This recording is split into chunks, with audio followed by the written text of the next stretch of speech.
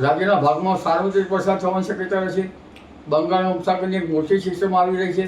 આ ઉપરાંત કેટલાક અપર એર સર્ક્યુલેશનો અને ઘણા સામુદ્રિક પરિબળો જોતા આ વખતે વરસાદ ભારેથી અતિભારે વરસાદ થવાની શક્યતા રહેશે.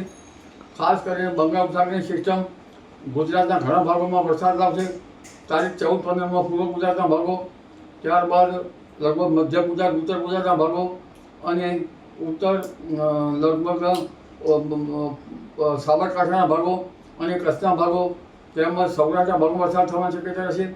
જેમાં દક્ષિણ ગુજરાતના ભાગોમાં ભારેથી અતિભારે વરસાદ થવાની શક્યતા રહેશે. જૂનાગઢ, અમરેલીના ભાગોમાં ભારે વરસાદ થવાની શક્યતા રહેશે. કેટલાક ભાગમાં અતિભારે વરસાદ થવાની શક્યતા રહેશે. અને ભાવનગરના ભાગો, આ ઉપરાંત દક્ષિણ સૌરાષ્ટ્રના અન્ય ભાગોમાં વરસાદ થવાની શક્યતા રહેશે. આ ઉપરાંત દ્વારકાના ભાગોમાં પણ ભારે વરસાદ થવાની શક્યતા રહેશે. પોરબંદરના ભાગોમાં પણ ભારે વરસાદ થવાની શક્યતા રહેશે. જામનગરના ભાગોમાં પણ વરસાદ થવાની શક્યતા રહેશે. રાજકોટના ભાગોમાં ભારે વરસાદ થવાની શક્યતા રહેશે. કચ્છના ભાગમાં ભારે તો ક્યાંક અતિભારે વરસાદ થવાની પણ શક્યતા રહી.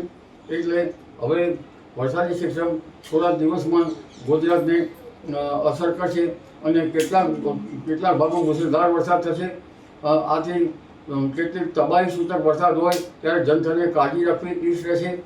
કારણ કે આ સિસ્ટમ મજબૂત છે અને સૌરાષ્ટ્રના ઘણા ભાગોમાં પૂરની સ્થિતિ રહી શકે છે.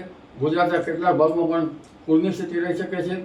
મહેસાણા, કચ્છ અને લગભગ ગુજરાતના ઘણા ભાગો, અમદાવાદ, ગાંધીનગરમાં પણ મુશળધાર વરસાદ થવાની શક્યતા રહેશે. જી.